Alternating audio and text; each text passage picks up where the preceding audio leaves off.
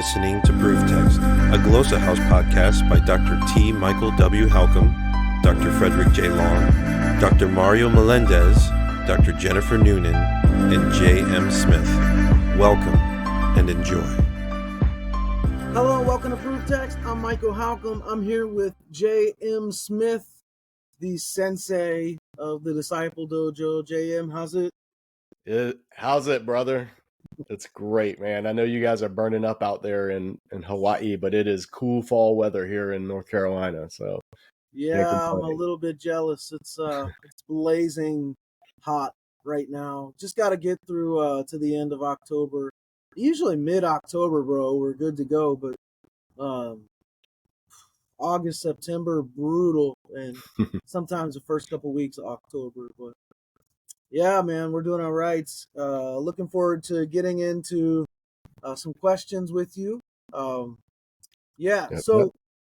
here we go. Let's just jump right into this. JM doesn't know what's coming. This is a 10 questions episode. If you're kind of new to this, what we do is we ask 10 questions of a scripture verse, and JM doesn't typically know what it's going to be, so I kind of just spring it on him.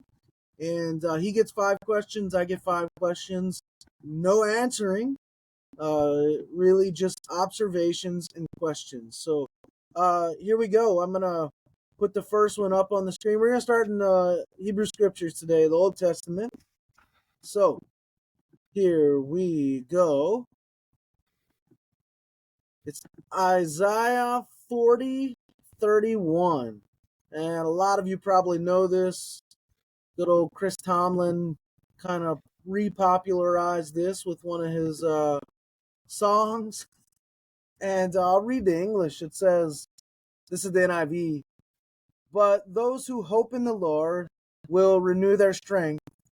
I just hear that little kid voice every time I read this verse now. That's in the, you know what I'm talking about? That Chris Tomlin song? I know you don't listen to a lot of praise and worship, but So I really don't, but I'm of the age, I'm 45. I'm thoroughly was in the middle school Stephen Curtis Chapman version of this song. So I hear Stephen Curtis Chapman singing this. Interesting.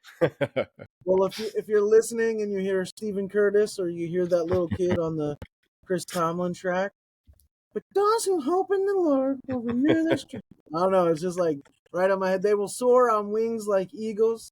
They'll run and not grow weary. They'll walk and not be faint." So, JM, we're in the Old Testament, so you get first crack at questions. All right. So my first question is, why is the traditional translation that speaking of that Stephen Curtis Chapman version, it was always, "Though they who wait on the Lord shall renew their strength," and the NIV version that you and Tomlin are going with say, "Those who hope in the Lord." So that's what I would want to know is which is the correct rendering. Nice. Hope versus wait. Yeah, that's a big difference, yeah. I mean, I guess there's some overlap, but yeah, so they will soar on wings like eagles. I mean, this is a very interesting image for me. Is the person riding on the eagle, and this may sound absolutely silly, but is the person riding on the wings of the eagle? Or has the person somehow grown wings like an eagle? Again, I know it's an analogy, but is the person riding on wings, or have they somehow acquired their own wings? What's going on here? Yeah, with soaring on wings. Does that make sense? That seems Well, absurd. It does, and it'll segue into my question. So, let's see. Yeah, Ya'alu Ever. So the word for wings is a singular in Hebrew. It's they will rise up, and then it's not even, there's no on wings. It's just literally they will rise up, wing like eagles. So it's singular. and there's no preposition. So my question is this a normal feature of Hebrew poetry? Is there another way in English that this could be rendered? Because I think of The Hobbit. I mean, The Lord of the Rings, like the eagles coming and picking them up and carrying them. Like that's what I think of this Right. image. Is that something yeah. like the original reader would have thought of, or is this like an idiom in some way? So yeah, that's what I'm wondering. Okay. So I guess also I'm wondering about like eagles. So why eagles? Why not something else? Why not any other kind of bird? What is is this a bird in general in Hebrew? I guess we have the nasher here. It looks like it's eagle. I mean, although it could be a vulture, griffin vulture. So what's up with this particular animal, the eagle, the vulture? Why this? Why this animal? Mm-hmm.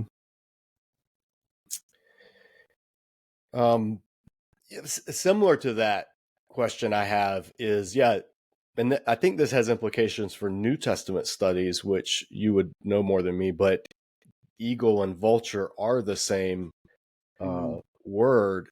And is this image, like eagle is a majestic image, vulture in American culture, vulture has like a not as majestic of an image, but there's kind of an interplay in the Bible, like when Jesus talks about where the vultures gather, where the bodies are, in the Olivet Discourse, and people have said, well, that's also a reference to the Roman eagle standard, and so it's an oblique reference to Rome and siege of Jerusalem, this and that. So I would want to know, is this this like a majestic image, or is it like a vulture circling, or is it like an eagle soaring? It's a strange image because it can be translated in a couple of different ways. So I'm still, my questions hover, pun intended, hover around the idea of, is it vulture or an eagle, and if so, how is it soaring? Yeah. Well, it says they will renew their strength. What has caused them to lose their strength in the first place? So that they need to renew it. That's my third question. What's the source of their strength being drained? Yeah, my fourth question would be, probably should have been the first question, which is, who is the audience? Like, who's talking in this verse? Is God speaking? Is Isaiah speaking? And are those who, whatever, wait or hope, whichever that is it talking about Israel, or is it part of Isaiah's vision for like anyone who hopes in the Lord, not just Israel? So contextually, where does this land? This is in what's considered second Isaiah by some scholars, or just the later Isaiah parts by other scholars. So that's what I want to know. Who's being spoken to?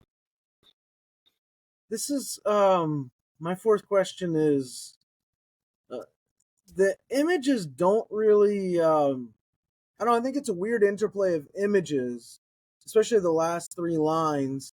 Soar on wings like a vulture or an eagle, run and not grow weary. Like I would usually expect like this line to somehow tie back into the previous one, but of course birds don't run and not grow weary. And then the walking and not growing faint. What does walking, running, flying, um what is renewing, hoping, like how does this all fit together?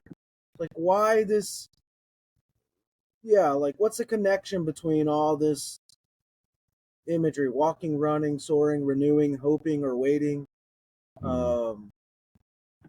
Seems like a lot like a mixed metaphor, bag of mixed metaphors here.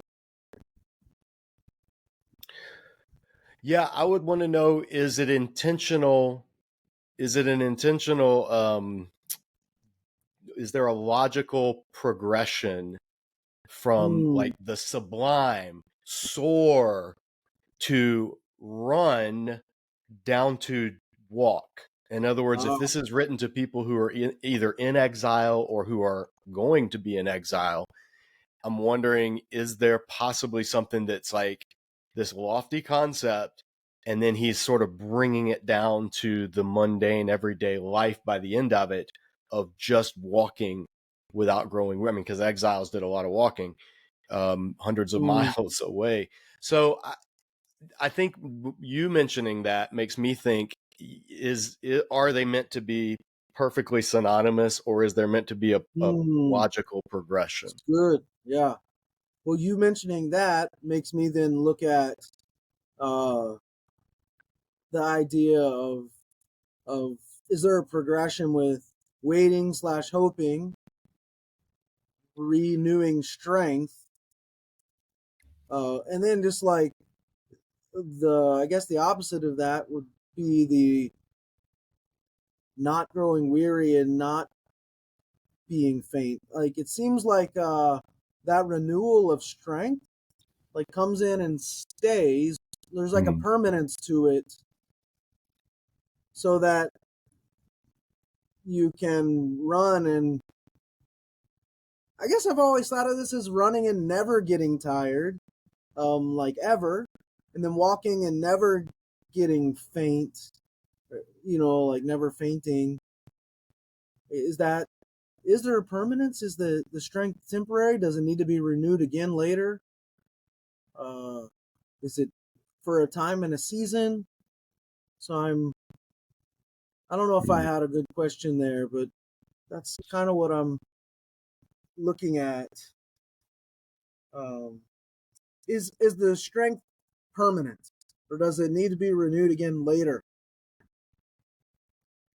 It's not a great question, but it's a question. Not all questions are created equal. Yeah.